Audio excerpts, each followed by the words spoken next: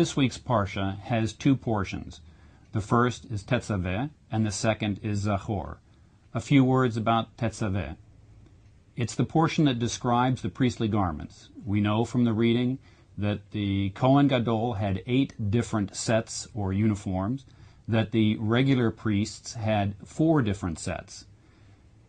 Some of the things that we're told are the restrictions that are used for the Kohanim, when they can wear them and where they can wear them, when they have to take them off, when they have to be cleaned, when the different uniforms are used and for which services they're used, and what their applications are.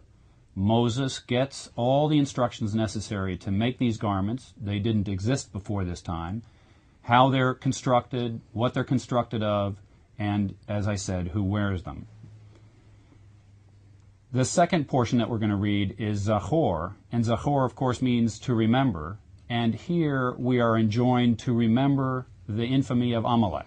And because Zachor is always read before Purim, and we're coming up to that, Zachor is added on to this Shabbat's reading. Now, one can ask the question, one wonders, if every word of the Torah is so important, why are we spending so much time? Why is so much detail given about the priestly garments? Well, the priestly garments, unlike other religions that focus so much on the internal, we said that the internal is important, but the reflection of that starts with the external. The external appearance, which is the way that we appear, the way that we appear in public, the way that other people see us, is crucial.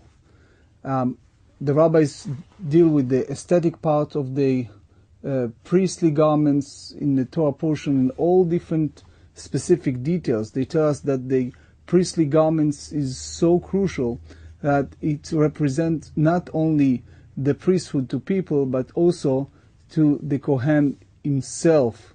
The Kohen have the proper kavanah, the rabbis tells us in the book called Sefer HaChinuch, the proper intent when he was up there for service, while he's dressed properly, while he wears these special expensive priestly garments.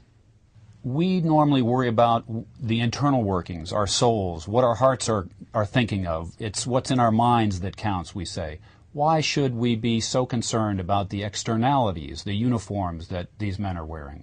The external has an effect on us, not only externally, but also affect others, the way that we act to ourselves.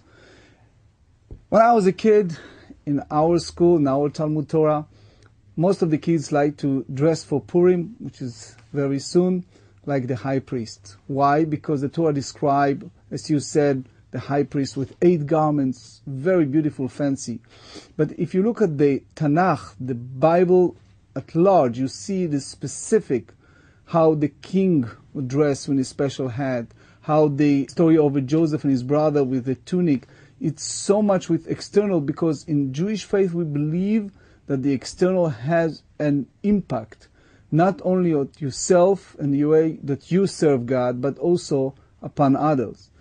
We call it in many ways a hakavana acharei maasim. There's a beautiful book called Kuzari, which we think it's the 11th century. He said that all the intent follow somehow the deed, which means that when you see some type of deeds that people do all kind of things, it's come from the intent, and the intent is basically come from the mind, which is the way that you dress, the way that you put yourself. That's the way that your mindset. Rabbi, one of the important things in this Parsha are the stones that the high priest would wear on his chest. And they were used for the high priest to get insights, some kind of divine message. But we're not supposed to be involved in that kind of soothsaying. King Saul got in trouble because he went to a soothsayer. How does that square with our living in the present and not expecting to get some divine sign? Well, first and foremost, we talk biblical times. In the biblical times, it was just for the specific people, for certain time, for certain purposes.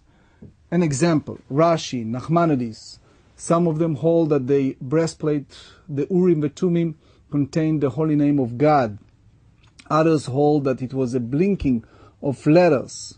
An example, they said, when the Eli, was talking with Hannah, the famous story beginning of the book of Samuel, he saw a letter Shin Kaf Reish Hey in Hebrew, which means you are drunk, he said to Hannah, while the truth, she answered and she said, no, you don't see it right, is Kaf Shin Reish Hey, which means Ksheira, meaning good. So basically they have a special ability, this type of very high elevated people in the ancient time, to recognize this breastplate and understand the upcoming mission. So King David can ask, yes, there are those who misconstrue that.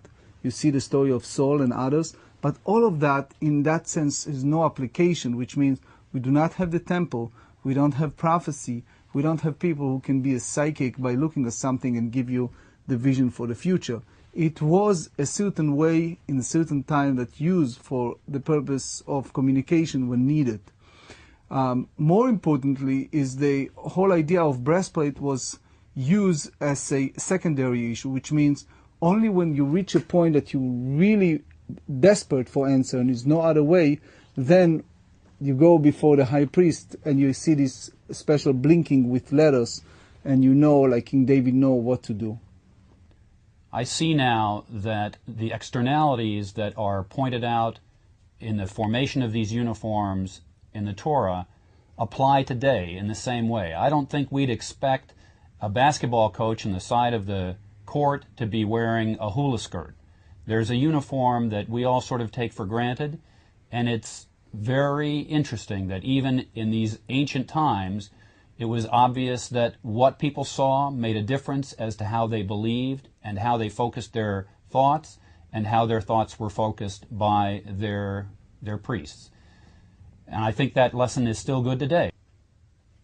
So Rabbi Zachor, the second portion that we read this Shabbat, why are we throwing that in at this time? Because it's the portion we read always before Purim, and our secret of survival is to remember. Remember Haman, remember Amalek, remember all these reoccurrences of enemy that come to us from nowhere.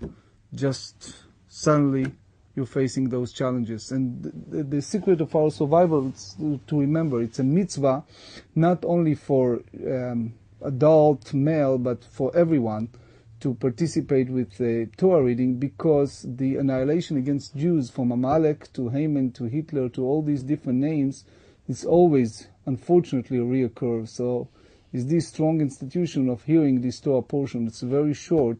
Zachor, remember, al tishkach, never forget.